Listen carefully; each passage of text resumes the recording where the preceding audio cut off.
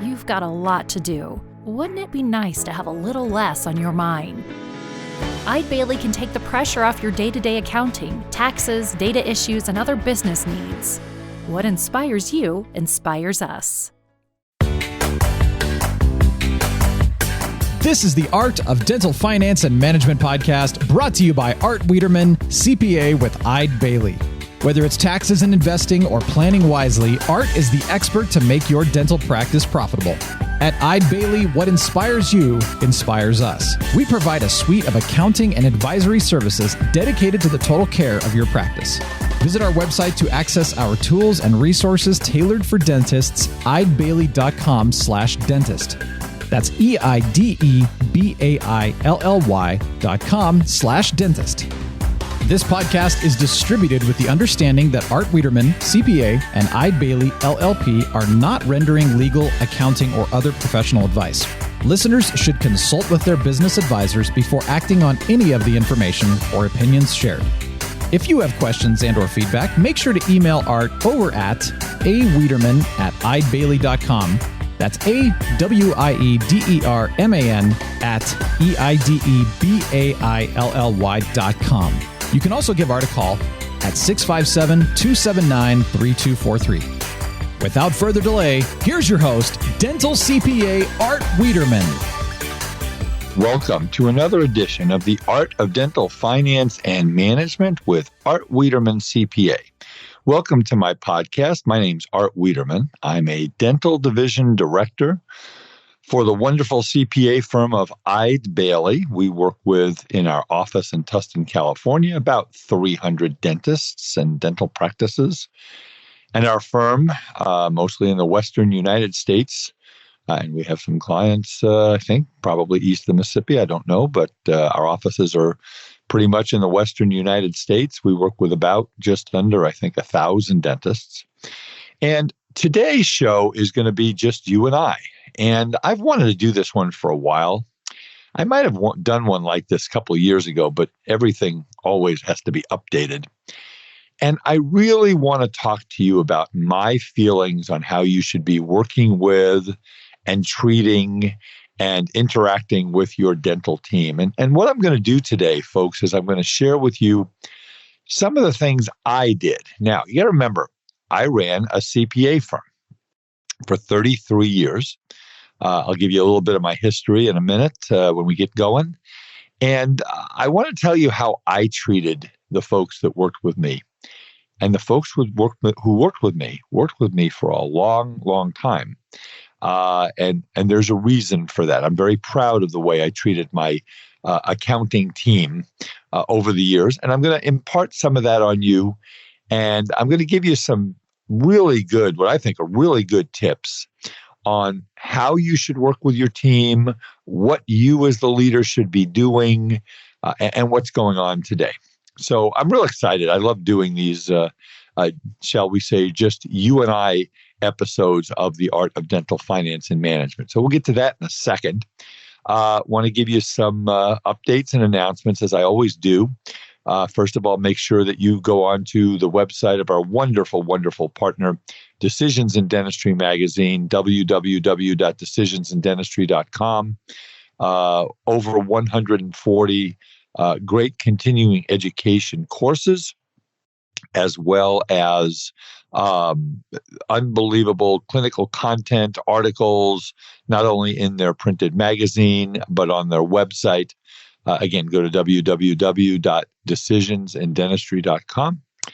And if you are looking for a dental-specific CPA anywhere in the country, we got you covered with the Academy of Dental CPAs, 24 CPA firms that represent over 10,000 dentists. We can now say over 10,000 dentists. It might be over 11,000. Who knows? But go to www.adcpa.org. We are one of the members. I am a founding member of it. We're celebrating our 20th anniversary this year. Unfortunately, we couldn't have a meeting. We were supposed to have our meeting about a month ago, and because of the pandemic, we had to cancel that. So we hopefully we'll get to meet next May. I'm hoping. But do check out our website. And if we can be of any help, if I can be of any help to you, feel free to email me at Wiederman, that's Wiederman, at Eide Bailey, EIDEBAILLY.com. And my office number, 657-279-3243. Okay, I want to give you some updates before I get into my topic today. First of all, if you folks have not, most of you have filed for your forgiveness for your round one PPP loans. Many of you have not filed for your forgiveness for your round two loans. So we have gotten close to 100 dental practices, over $3 million in employee retention tax credits. If you filed for forgiveness and you had a greater than 50% reduction in your gross receipts, not including net of patient refunds, you could qualify for 2020 for up to $5,000 per employee for this credit. So even if you have filed for your forgiveness, and all of you will have filed for your forgiveness on your loans, because if you haven't, you're going to start paying them back. What you want to do is, let me know. We can do a complimentary analysis for you. And we're still getting dentists calling literally every week and saying, hey, can I do that? And it just depends on your circumstance. The big news on the ERTC is that if you had a greater than 20% reduction, either in the first, second, or third quarter of 2021, also the fourth quarter, but they are contemplating pulling back the fourth quarter. That's not been done yet. Or for the first quarter, they give you a look back that says if you had a greater than 20% reduction in the fourth quarter of 2020 compared to the fourth quarter of 2019, or any of the first three quarters of 2021 compared to the first, second, or third quarter of 2019, of greater than 20%, you will qualify for the ERTC. And if you do for any of those quarters, first, second, or third of 2021, I implore you, that is a kind word, I implore you, I beg of you, I plead of you, do not file for forgiveness yet, because we have some opportunities to get you some really nice money. It's instead of 50% of $10,000 in wages per employee for the year of 2020, it's 70% per quarter. So if you had 10 employees and you were down 20% for the first three quarters of 2021 versus 2019, 10 employees, that could be $70,000 a quarter. That's $210,000 of free government money. Let me say that again, free government money. So let us know about that. Next thing I want to talk to you about is the HHS Provider Relief Fund. I finally got to get on the portal of the HHS Provider Relief Fund. Last week, Eide Bailey works with hundreds, maybe thousands of not only dentists, but medical professionals. Because remember, the HHS Provider Relief Fund was not only for dentists, but it was also for hospitals and critical care nursing units and all kinds of medical professionals. So I got to get on because the medical professionals had to file on the HHS's portal before the end of this year. So I got to see what it looks like. It's not terribly daunting. You just have to do some work. So we are going to be sending out a workbook, not only a workbook, it's the workbook that's on the website of the HHS website about the Provider Relief Fund. You will need to fill that workbook out, preferably before the end of this year. So we're sending out a letter saying this is what you need to do. Here's the links to the instructions and the workbook and what you need to do. If you received more than $10,000 from the HHS Provider Relief Fund between July 1 of 2020 and December 31 of 2020, you will need to file on the portal. I can't do this for you. You have to go onto the portal and do it. We're going to probably be helping a lot of people with it, but you're going to need to get on the portal. Similar to when you filed for your PPP forgiveness, you had to get on a bank portal. You'll have to get on the HHS's portal, and you'll have to report. Employee information from any quarters. You'll have to report collections that you received. You'll have to report general and administrative, and also expenses that you incurred to fight COVID-19 to justify your receipt of this money. You will have to do that, and write this down, please. You'll have to do that between January 1st of 2022 and March 31st of 2022. If you don't do that, you will have to give the money back. So if you got, let's say you have $1 million practice, you got 2% of your receipts in August, right? So $20,000 you have to report. But then you filed for the phase 3 payment. And in December, you got $170,000. And you're going, wow, this is cool. Well, you got to do some work to keep it. And if you don't file by March 31st, you're going to have to give it back. I am not aware of, nor is our amazing HHS team at Eide Bailly aware of any extensions that are going to be offered. So anyway, please get a hold of us and let us know if we can help you on that. Finally, I'm very, very excited to announce to all of you our 2022 Business of Dentistry webinar series. And we are going to be partnering for this series with Decisions in Dentistry magazine. Now, I met Lorraine Kent, oh my gosh, it's probably been 2 years ago. She is the most wonderful, wonderful lady. She is the, as my late mother used to say, chief cook and bottle washer of Decisions in Dentistry. She's the CEO and she is the head of the magazine. And we have decided to work together to get this great information out to all of you. So let me tell you about the series. We have the dates for the series. We do not have the landing page as of the date of this recording, but if you send me an email at awiederman@eidebailly.com, that's AWIEDERMAN @eidebailly.com, and just say, Art, I want to be part of the webinar series. If you register for the webinar series, we are going to also have a special gift for you. We have a letter going out to all of our clients that is going to talk about the HHS Provider Relief Fund portal and what you need to do and how to navigate it and all that kind of stuff. And that is going to be one of the webinar series. So let me tell you what we're doing. You might want to jot these down. We're going to be doing these live, but for anybody who registers, you will be able to get this on demand. So if you can't make it, we're going to do them on Friday mornings. And what we were finding is that we were doing our webinar series last year from 6 to 8 p.m. on Wednesdays. And you guys were tired. My goodness. A lot of you were working all day and then you got to get something to eat and maybe you want to go home to your family, but then, Art's on there from 6 to 8. So we're going to do these on Friday mornings for the most part. So let me give you the dates. On December the 13th, and these are all going to be at 9 a.m. Pacific, which would be 10 a.m. Mountain, 11 a.m. Central, and 12 noon Eastern Time.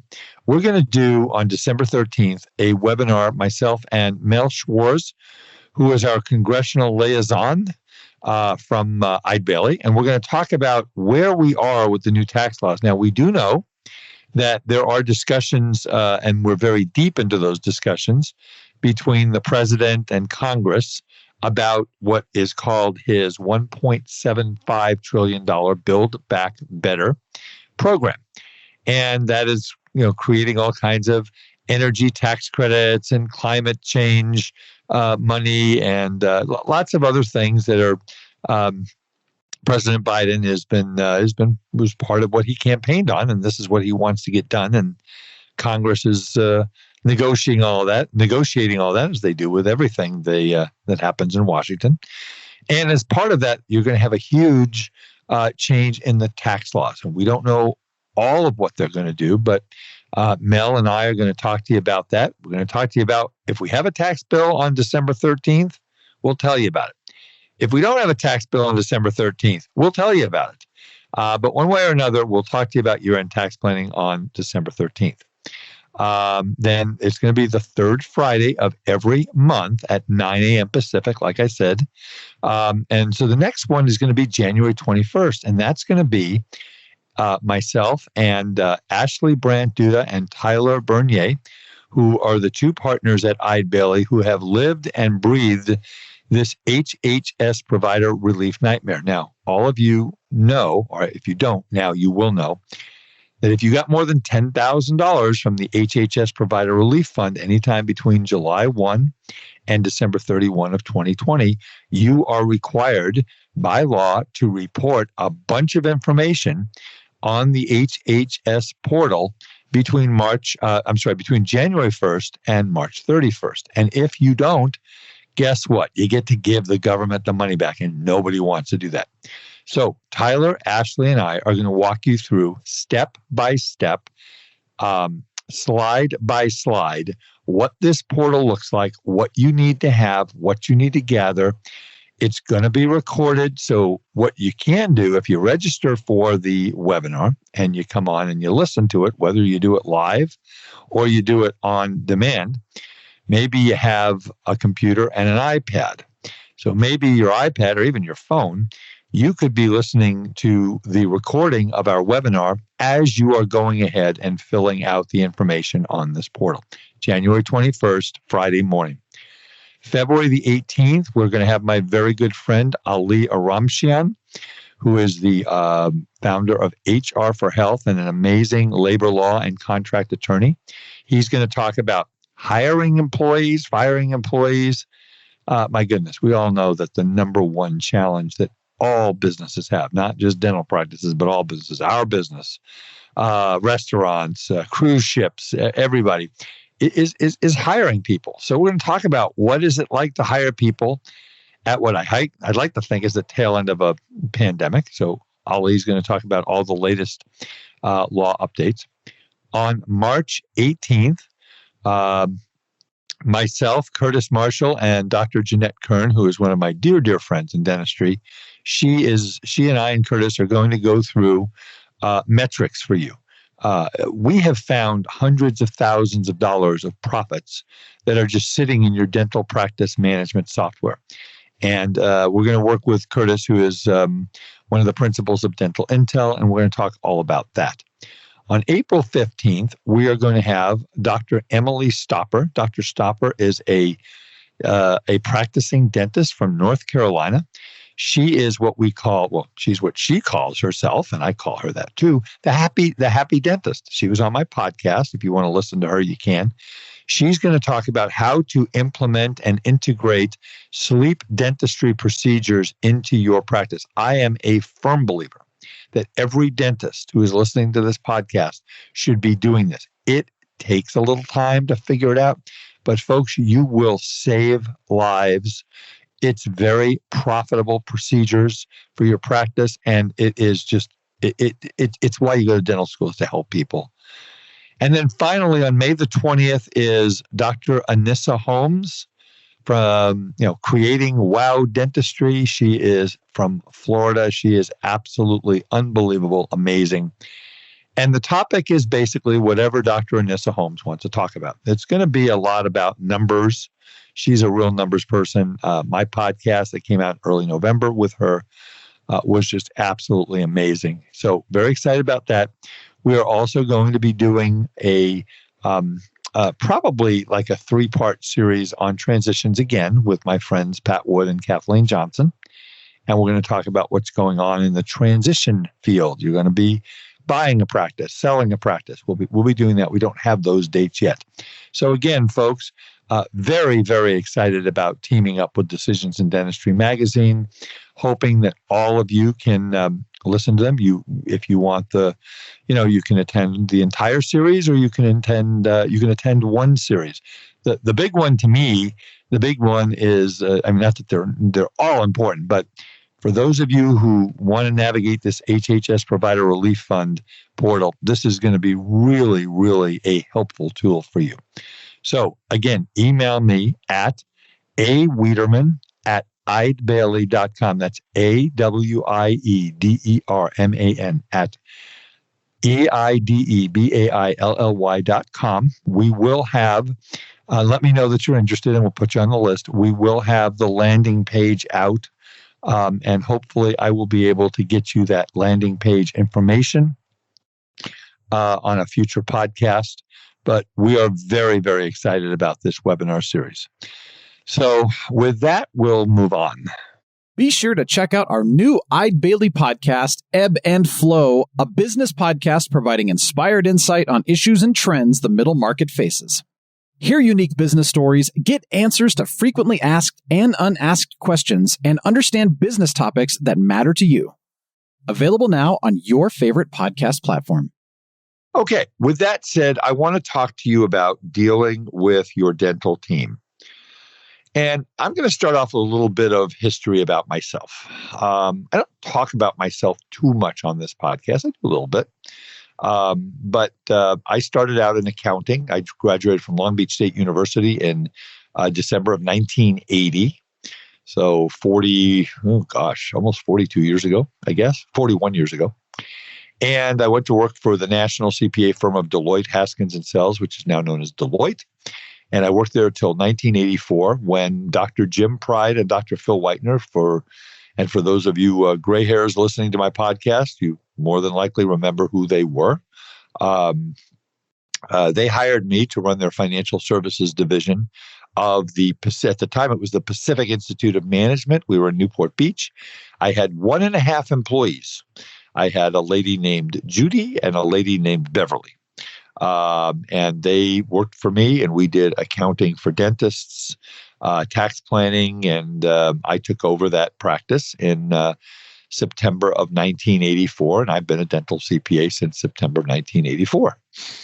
Now, I was 24 years old at that time. I'm 62 now, so it's been almost 38 years that I've been doing this. And nobody ever really teaches you in school how to run a business or how to deal with people or how to deal with employees. So everything I got was, from my mom and my stepdad, and they taught me a lot about life and how to deal with people and how to be respectful and how to be truthful and all that kind of stuff. And I ran my CPA firm all the way through in 1989. I bought it from Jim Pride and Phil Whitener. It was kind of like the Remington commercial. I liked the product so much, I bought the company.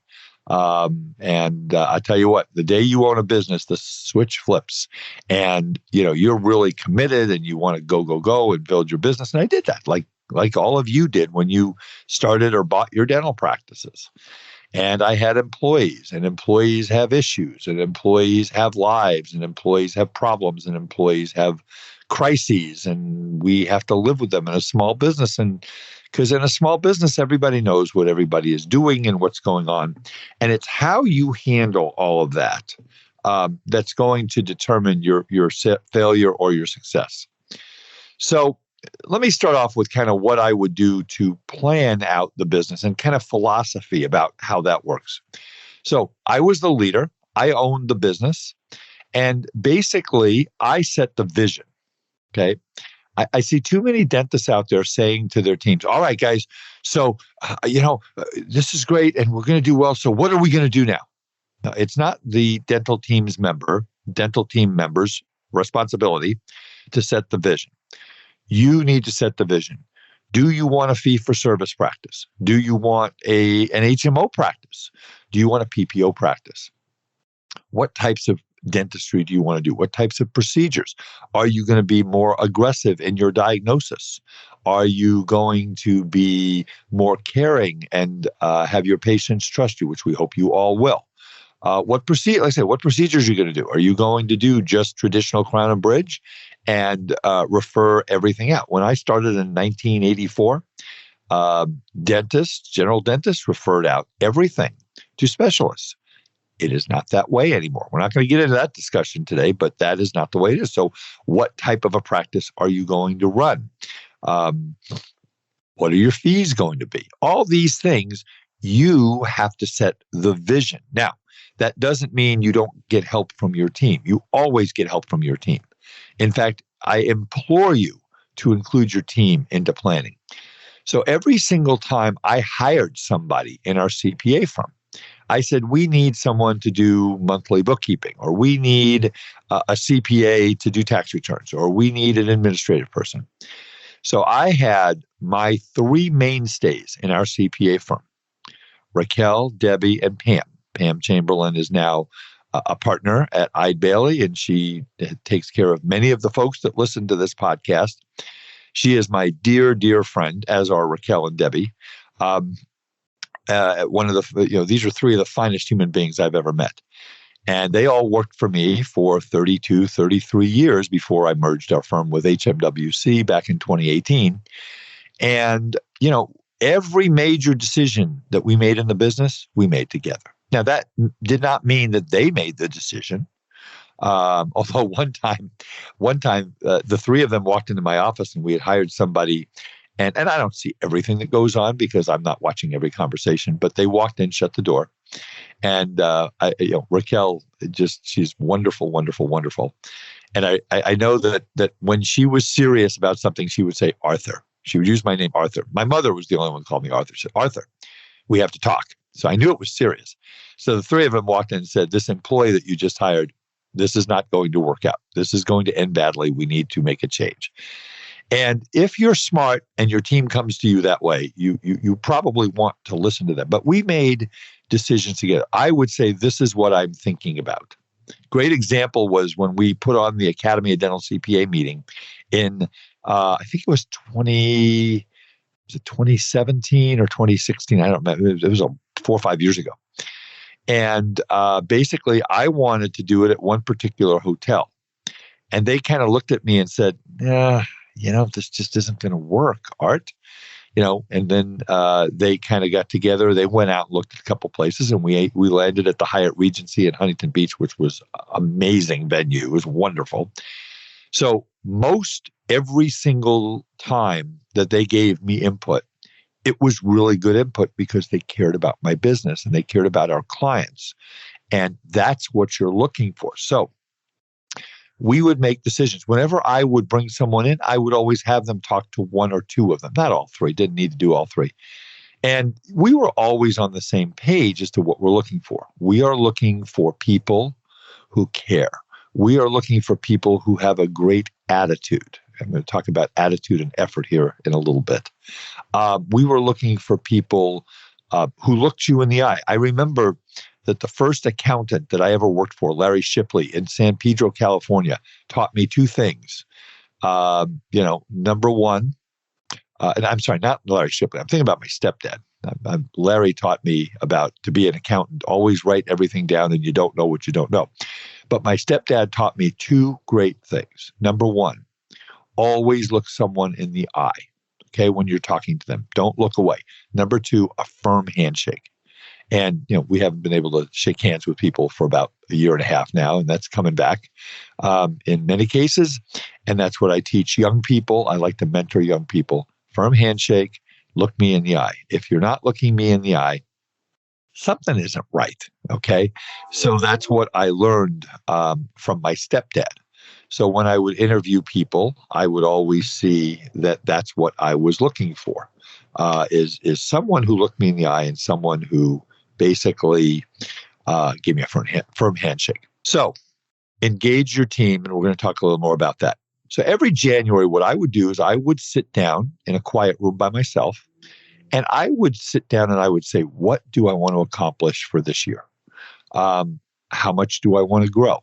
If you say you want to grow 50%, that's not realistic, folks, unless you're a brand new practice and you have no patients.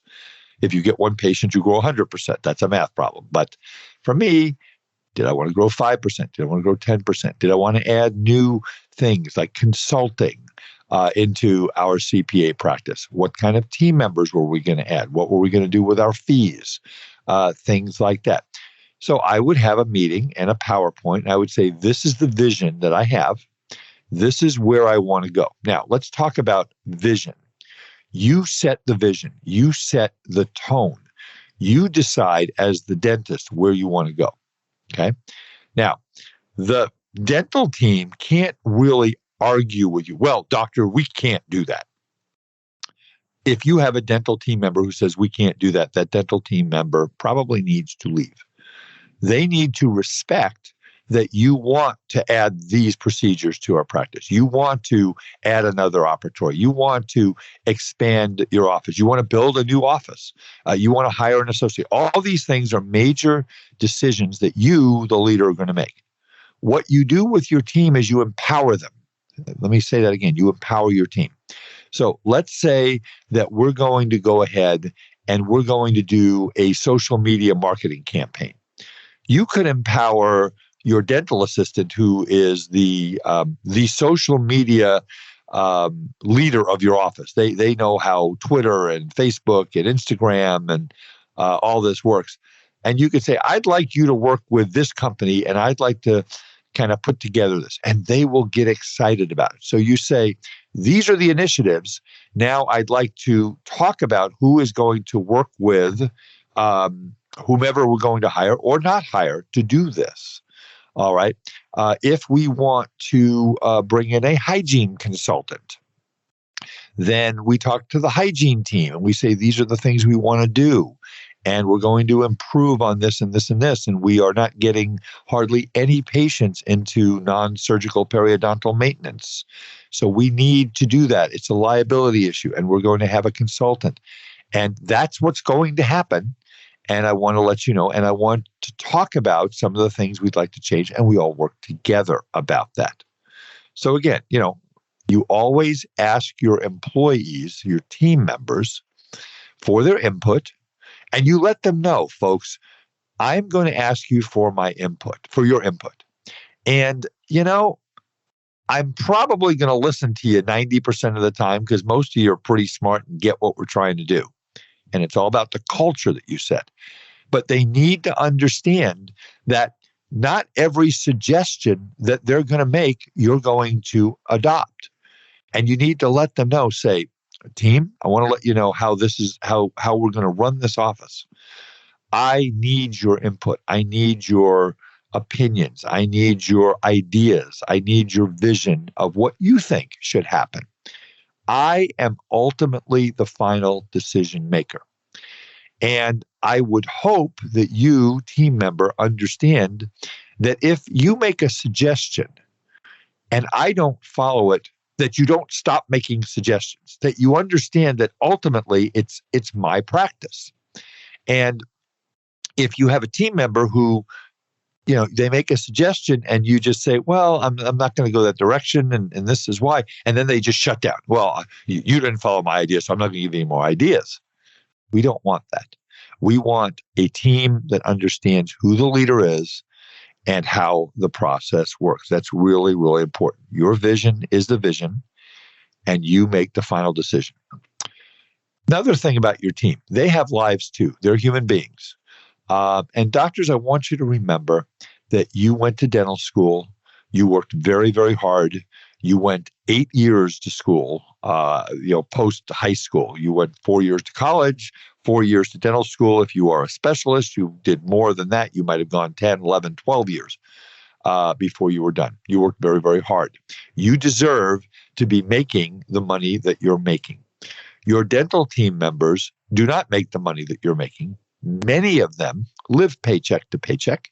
They have personal issues. They have husbands. They have wives. They have children. They have problems. They have crises. They have all kinds of things going on in their lives.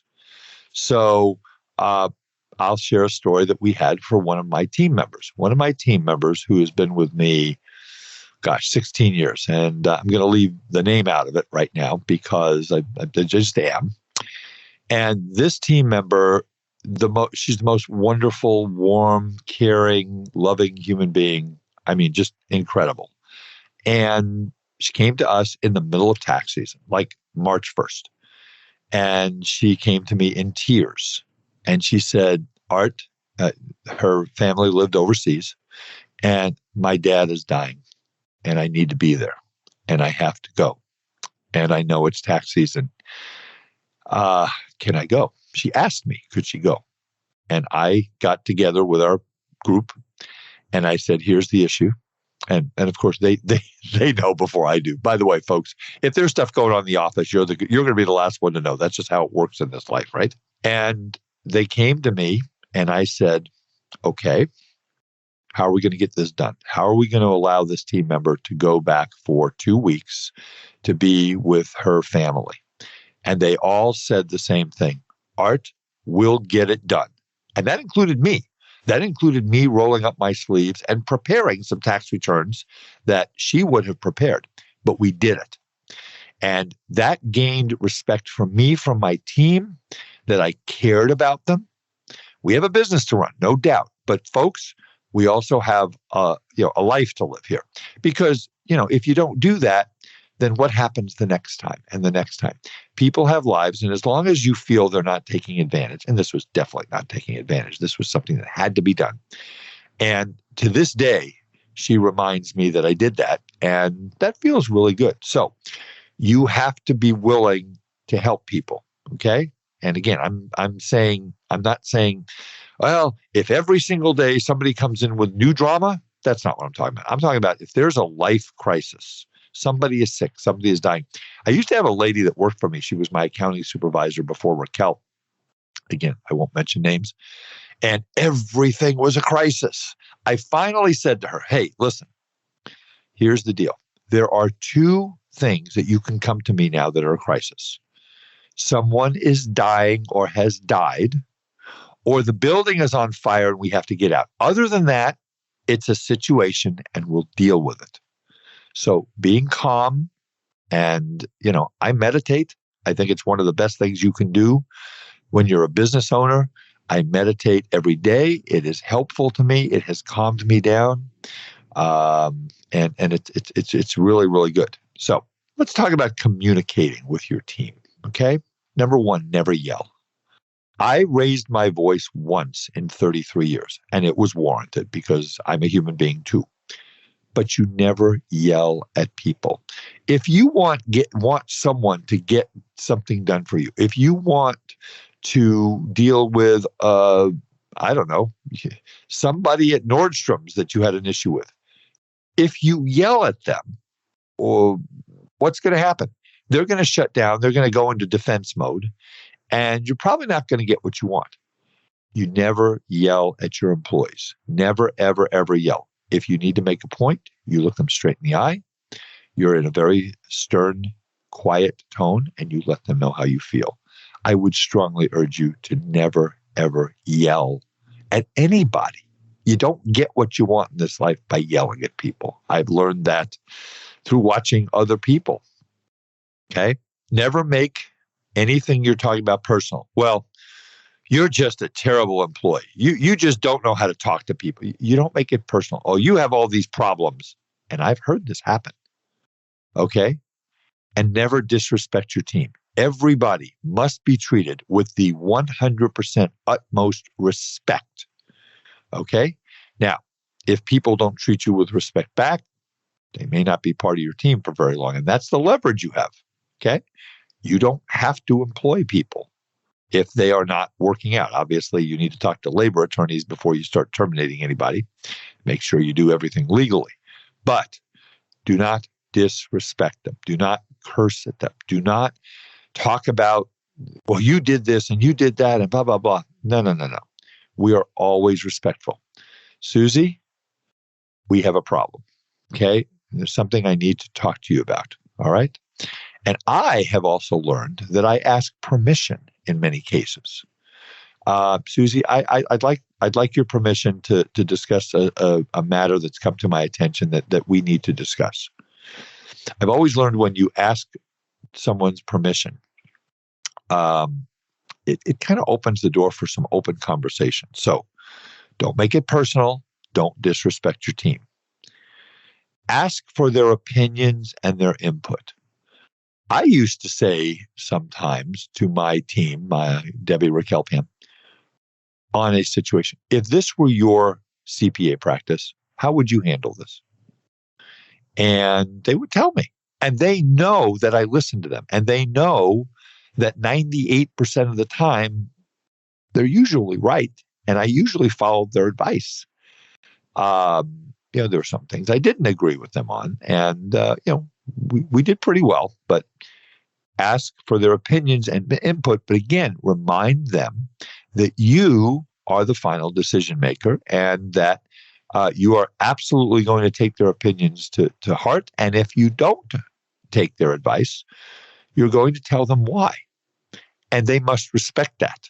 Okay? That's very important. They must respect that. This is so important. If there is a labor issue, if there is a law issue with how you pay somebody, or what's your, do they get overtime or do they get vacation or whatever? I cannot tell you how many doctors have done things that are against the law. Oh, I don't know, paying people under the table. You're not supposed to do that. Bad things will happen to you. Not paying overtime. Things like that. So whenever we had a labor issue with an employee, well, paying under the table, there is no labor issue. Don't do it. It's not something that you should ever, ever, ever do. But when we had a labor issue, here's what we did. Number one, we would bring the employee into my office with Debbie, my office manager. So, by the way, folks, one other thing, be very, very careful when you're interviewing or when you are talking to an employee. Either the door needs to be open or you need to have somebody in there because, again, you get all kinds of issues. I had one situation where one of my clients called me up and told me this story. I might have told this on the podcast. And the story was they were interviewing somebody and it was at 6:00 at night and nobody was there but the doctor and the young woman who was the prospective employee. And here's how the conversation started. Oh, hi, nice to meet you. And she goes, I'd like you to write me a check for $20,000. And the doctor just said, what? And she said, my word against yours. That was the conversation. So this was obviously a very conniving woman who had done this before. And my client called his labor attorney, and the labor attorney said, write the check. I'll drop the indemnification and the release. So you got to be really careful. Please, please talk to labor law professionals, labor law attorneys, anytime that you're going to do anything, hiring, firing, things like that. So with a labor issue, the law controls. So you either get the employee in there with your office manager and you either get the labor boarder on the phone or the labor attorney or whoever you choose to work with.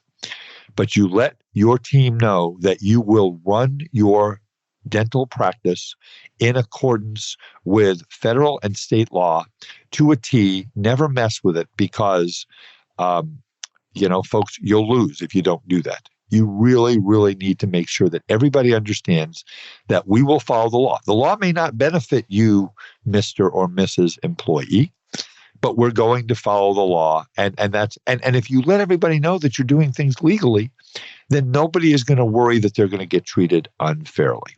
Okay. I have, don't behave in a way that gives a team member an opportunity for retribution. It amazes me. You read things on the internet about young people who post stuff on social media and they think nobody's going to see it.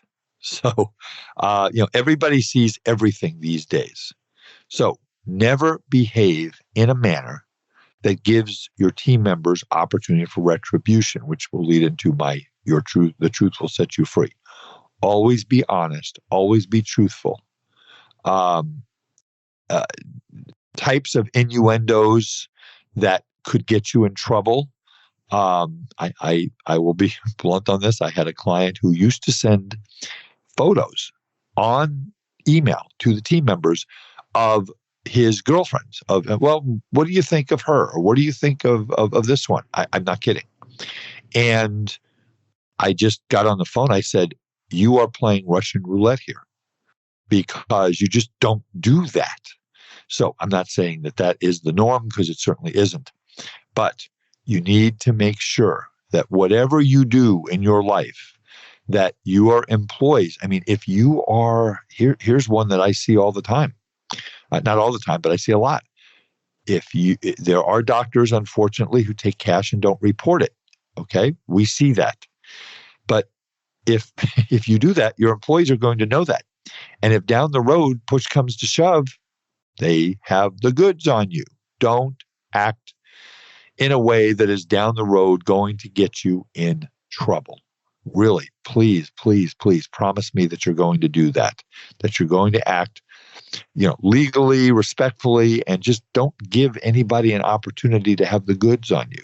act as a role model. And I have a saying, my dear, dear friend, Dr. Phil Potter, who is my partner in my dental practice transition business, who's been my client for 30 years.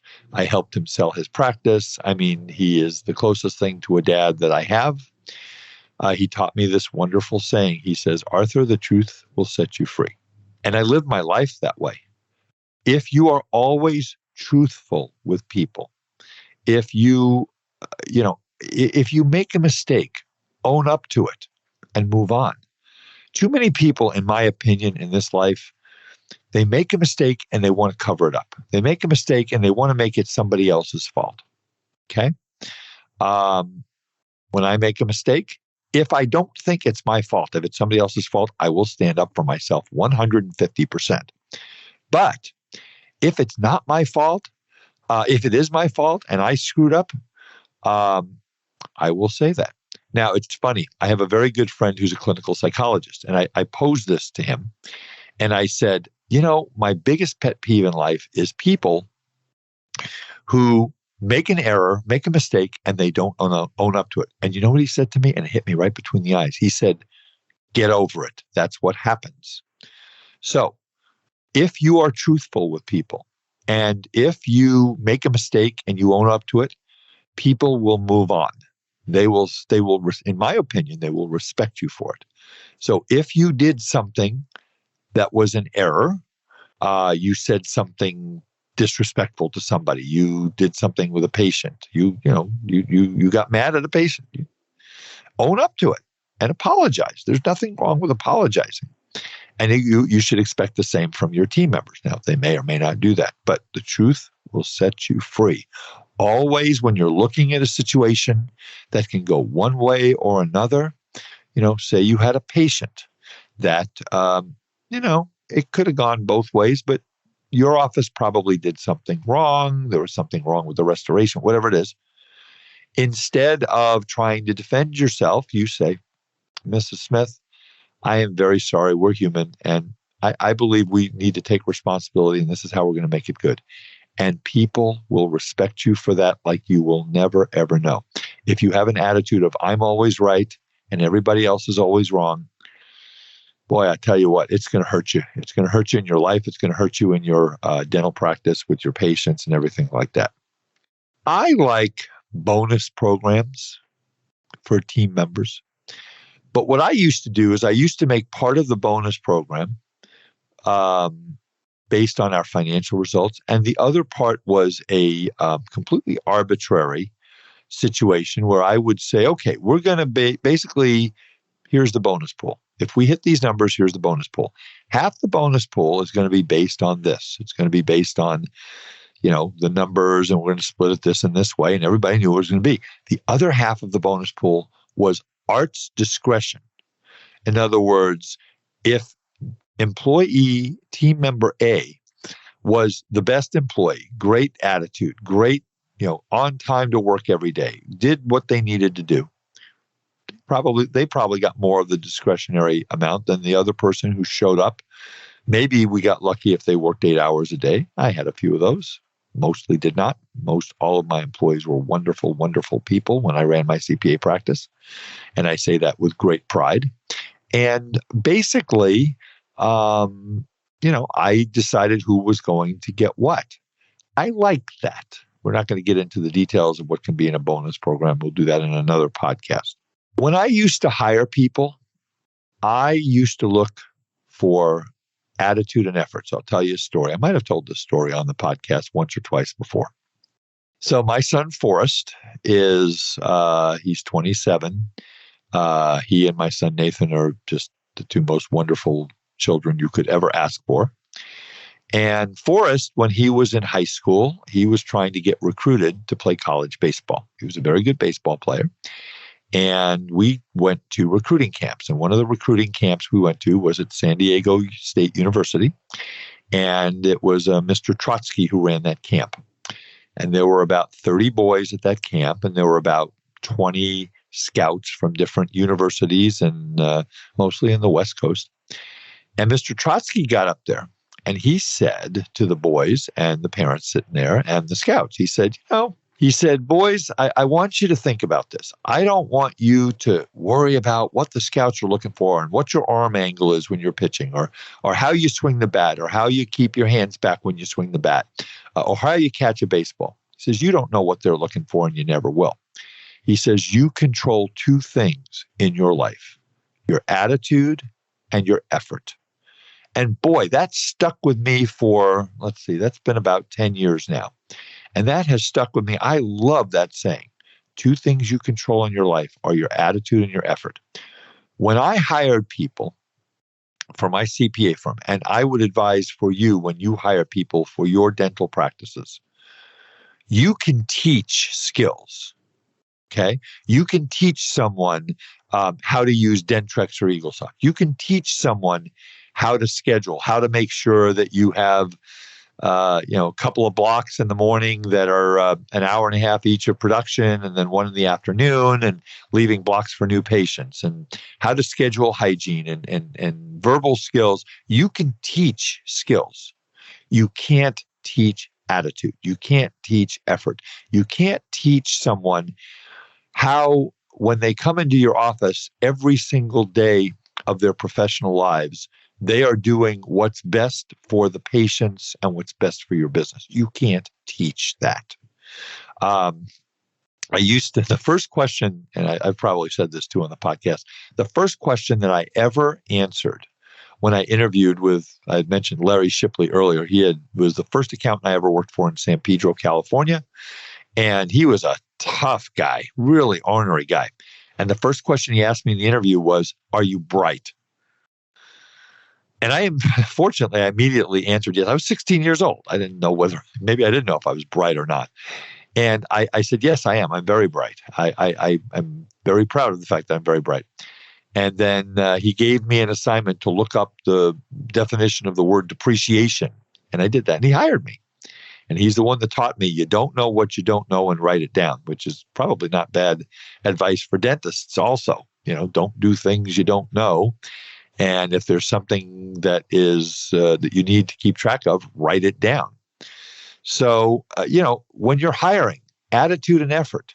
If you see someone that's got that gleam in their eye that just seems, ask them, what kind of an attitude do you have towards work? What kind of effort do you put out? And see what they say. I had one lady who interviewed with me for a receptionist position, and every other word out of her mouth was, well, I need to make as much money as I can. I need to make the highest salary I can. What are you paying? What does that tell you? Okay. As opposed to someone who says, if you hire me, you get somebody who cares about people. You get somebody who has a passion for helping people. That's what you want to hear. Now, they may not all say that, but that's what you want to be looking for. I hire for attitude and effort, and I can teach skills. And, I've talked for years, some of the best people that you can hire to work at a front desk would be somebody who maybe worked in a restaurant, or somebody who worked at a bank, somebody who's used to dealing with the public, who's used to handling money, who's used to having to be friendly and caring to people because they want to get a tip. Those people are, in my opinion, more likely to be the type of employee who are going to really care about people, because your business, doctors, is all about caring and trust. Okay? Next thing I want to talk to you about, invest in CE for your team. Invest in your team. Take them to a conference. Some of my most successful doctors are the ones, now, again, the last year and a half, going to conferences is not something that's happened. It's starting to happen again. I was told the other day that I believe that the California Dental Association convention will be back live in May, and I'm very excited about that. I am going to be speaking, if any of you are going. In July, I've been invited to speak at the National Academy of General Dentistry meeting in Orlando, Florida. That's very exciting to me. So live meetings have started to reappear.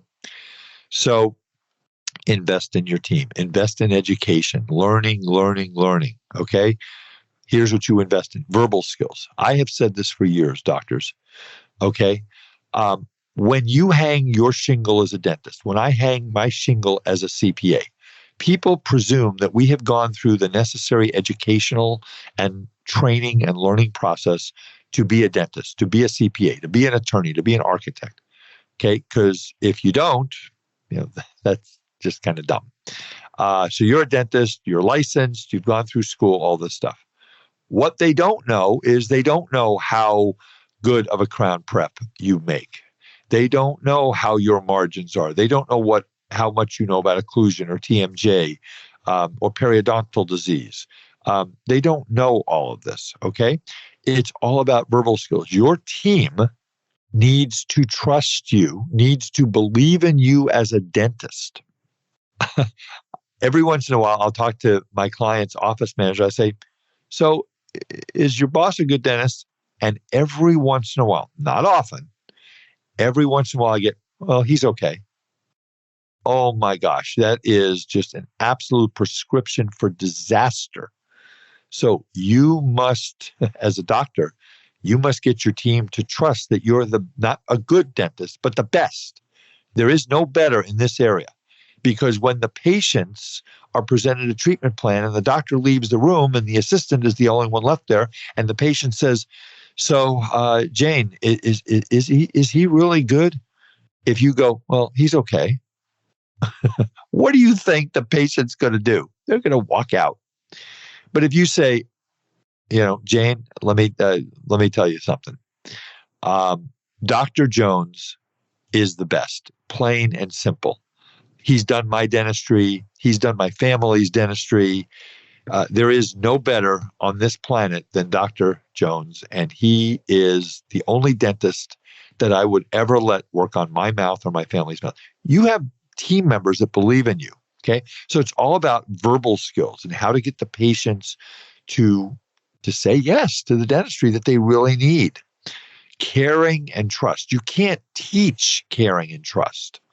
You know when you walk into a store or you walk into a business, whether it is basically just a transactional situation or whether these people really care about you and they want you to be healthy. That kind of verbal skills. The value of the dentistry, they need to understand. They need to understand, they don't need to understand all the technical issues that go into prepping a crown. Many of them will, but they need to understand how the process works. They need to believe in you, like I was talking about earlier. In my opinion, they need to believe in non-surgical periodontal therapy. They need to believe that, gum disease has links to all kinds of bad things. The science shows it, right? So they need to believe. I had one doctor who bought a practice, and the only hygienist who had great relationships with the patients, did not believe in doing quadrants of root planing. And I said, not at all? She said, no, not at all. Doesn't diagnose it, doesn't treat, doesn't probe. I said, you must look at changing that. And fortunately, that particular hygienist was about ready to retire, and they got one that did. So, but those are the types of things. Relationships about, training on scheduling. We talked about that a little earlier. How do you schedule? The more your team is trained, the more that they believe that you are investing in them for their learning possibilities and that you're investing in them to help the practice to be better, the better your practice is going to do. Have your team embrace metrics and how to improve your productivity. Look at the numbers. Go over the numbers. You don't have to show them how much your W-2 is. You don't have to show them how much you put into your pension plan or what kind of car you're buying. They don't need to know that. That's none of their business. But what we do want to do is we want to look at metrics. There are wonderful metrics programs out there. Dental Intel, Dentametrics, other metrics programs that you can use in your practice. For example, and I've mentioned this before, Hygiene Reappointment. By the way, one of the things that we're going to be doing in our 6-month webinar series in 2022 is we're going to be doing a program on what the metrics are and what the overhead of the business looks like. So, for example, Hygiene Reappointment, what does that mean? That means what percentage of the patients, let's say you have one hygienist who sees 7 patients in a day. What percentage of those 7 patients walk out of the office after their hygiene appointment with the next hygiene appointment. All right. Now, the front office will tell you that it's 98%. Well, no, it's not. The national average is about 55%. Front office people get busy. They get distracted. They don't want to ask for the next hygiene appointment. And we see that. And the metrics prove it out because it all goes into the dental software. Cancellations and no-shows. What percentage of your patients are canceling? What do you do about that chronic canceller? I don't know if that's a correct term, but I'm going to use it because it's my podcast. Chronic canceller. The person who makes an appointment and then at the last minute either just doesn't show or calls a half hour before and cancels the appointment. And you've got an hour and a half block of time to see that patient. So after a couple of times, you finally have to just kind of give up on that patient and say, this can't continue. So you put the onus on them to call you and say, I can come in at this time. You don't allow that behavior to continue. So we can see we don't want cancellations and no-shows more than 5% if we can help it, 5 to 10%, because that is one way to blow up your day. Uncompleted treatment plans. I get this. I mean, we were talking about this the other day with one of my consultant friends about how, doctors say, I need new patients. I have to get new patients. I need new patients. Well, what if you've got $1.5 million in your uncompleted treatment plans? What if you are not properly diagnosing and presenting treatment properly and people are not buying? Your treatment acceptance percentage should be, at least 65, 70%. Not everybody's going to buy, but and these metrics programs will tell you what they are. If your treatment acceptance is 20 or 30%, or you don't know how to present the case, you don't need new patients. You need to get your patients to be able to understand why this dentistry is necessary and talk to them about their health and talk to them about their well-being. I will say this again, and I'm a broken record. Doctors, you are not in the business of repairing and fixing people's teeth. You are in the business of helping people to have a better life, a better self-esteem, a better job, a better relationship. You are about making people's lives better. And if you translate that, if you translate that attitude to your team and you let them know that that is why we are here. We are not here to make as much money as we can. We would like to make a good living at dentistry. And if you do it right, you can make a very good living. You can put your kids through college. You can fund retirement, pay off your house, all the things that we've talked about on this podcast for almost 3 years now. By the way, December 3rd will be 3 years that we're doing this podcast. It's shocking to me. Time flies when you're having fun. And every single hour I'm sitting behind this microphone, I love talking to you. It is just my passion. This is what we need to communicate and to put a bow on all of this. When we were at Pride, we used to say, dentist leads team, dentist manages team, team manages office. You as the doctor must set the vision. I know you've heard it over and over again. You may not want to hear it again. You set the vision. You set the tone. You set how we're going to deal with everybody. You said how we're going to deal with the employees. You said how we're going to deal with the patients. You said how we're going to deal with vendors. You said how we're going to deal with this business. But the number one thing, doctors, if any of you are out here listening and you're in escrow to buy a dental practice and you get to meet your dental team for the first time, once the practice sale closes or close to the time it closes, in my opinion, the first thing that needs to come out of your mouth is the following. Folks, I cannot tell you how excited and humbled and honored I am to meet you.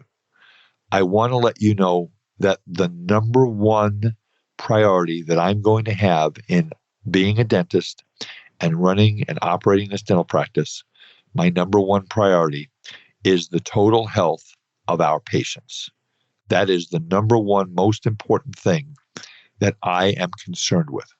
if you start off with that, and if you set that tone with your team, and you say, that's the tone is everything we do in this practice is for the betterment and the improvement of our patients' health and lives, you will have, as my friend Gary Taka says, a thriving practice. You will have a wonderful team. You will enjoy every single day that you come in. And here's the last thing I'm going to share with you, and then we'll take this out. Boy, an hour goes by really fast. Have fun. Joke. I'll share with you something that I did. And again, when you joke, you have to be very careful how you joke. You don't want to joke in a way that's going to be held against you in a court of law. But we have fun. And by the way, share your do fun things with your team. Have fun. Laugh a lot. Again, be careful what you say, but laugh a lot. So one of the things, we had a couple of really, really good years in the CPA practice. So what I did was we were having a meeting. It was a team meeting. And I set up it was my only fake team meeting. I put some goals up for the next quarter or something. I just said, we need to have a meeting. And of course they came. And I had my phone on the table right in front of me, and I was waiting for a text. And I told them, I said, guys, I'm refinancing my house and we're going to close the document. So I need to have my phone. I might have to step out for a minute. But what I was really doing was I was waiting for a text from a limo driver he and his friend were bringing 2 limos, and we were going to go and take the team out. So I get the text. I say, all right, guys. And in my team, I had all ladies working for me and 1 man. I said, ladies, get your purses. We're leaving. And they looked at me like I'm crazy, right? And I said, just do that. We're going to lock up the office, put on the recording that we're going to be gone for the rest of the day. And we walked outside, and there's 2 limos. And Mary Power, who's just one of the absolute most wonderful, sweetest ladies. You talk about an attitude and caring about people. That she's second to none. She says, Art, what are we doing? And I said, we're going bowling. Well, what we were doing was I had gotten gift cards for each of the folks. And I said, and I made out the rules. I said, the rules are you have to spend each of these gift cards. We went to South Coast Plaza, and you have to spend each of these gift cards. You have 4 hours from 1 to 5. At 5 o'clock, we have a dinner reservation at this and this restaurant in South Coast Plaza. We're going to go to dinner, and then you're going to show me what you bought. They were just like almost in tears. And the attitude that they came back with, this was on I think we did this on a Friday. I think we did it on a Friday. Maybe it was a Thursday. I don't remember. The next day, oh my God, you could see it in their eyes. Do nice things. You guys make a lot of money. You have fund your retirement plans. You live in nice houses. You have nice cars. You have a wonderful life because you've earned it. But share some of it. It doesn't have to be hundreds of thousands of dollars, but just do nice things for your team and do it for all of them, not just one of them. Okay. So anyway, at the end of the day, attitude and effort, be respectful to your team, include them in your decision making, let them know what the vision is, who the leader is, and, have fun. Because that's about, it's about laughing. It's about, I have people in my life, sometimes we all have them who it's all about drama and it's all about controversy. And I just don't want that. I want to have fun because we only get so many, so many sands of in the hourglass, right? And these are the days of our lives. Oh, that's a soap opera. Sorry. Well, anyway, I hope this has been helpful to you. Again, a podcast is a call for action, folks. And I hope this information has been really helpful to you. I will also say I do not give legal advice. None of this is legal advice. Do not take any of this as legal advice. Anything that has to do with legal issues, you need to be consulting a licensed attorney. I am not a licensed attorney. These are my opinions. I think they're good ones. If I didn't think they were good ones, I wouldn't share them with the thousands of people that listen to me.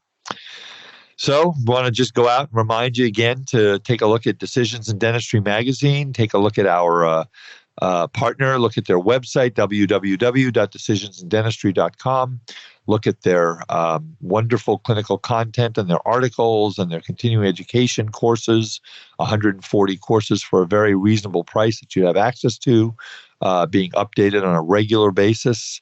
Go check them out. If you're not a member, if you're not working with a dental-specific CPA, shame on you. Shame on you. We bring so much to the table, folks. It's unbelievable, the things that our group does. www.adcpa.org is the Academy of Dental CPAs. If you want to talk to me, email me. You're not happy with your CPA relationship, give me a call.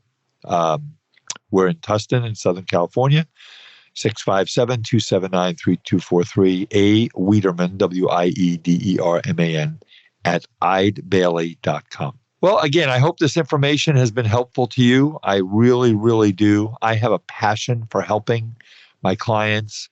My life has been the dental profession. It's my legacy.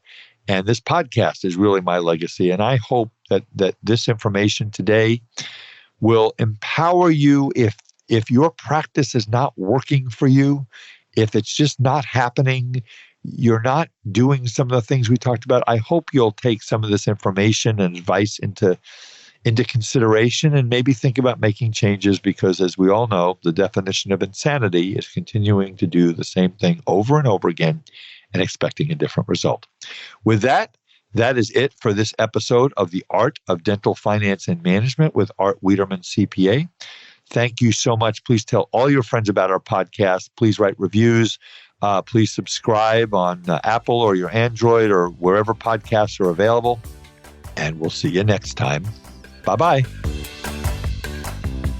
Thank you for listening to today's episode of the Art of Dental Finance and Management podcast. Be sure to subscribe wherever you listen to podcasts so you never miss an episode. The Art of Dental Finance and Management podcast is produced by Eide Bailey in partnership with Art Wiederman, CPA, Decisions in Dentistry Magazine, and the Academy of Dental CPAs. For audience questions and feedback, email Art Wiederman, Wiederman at eidebailey.com. That's AWIEDERMAN at EIDEBAILLY.com. Or you may call Art at 657-279-3243.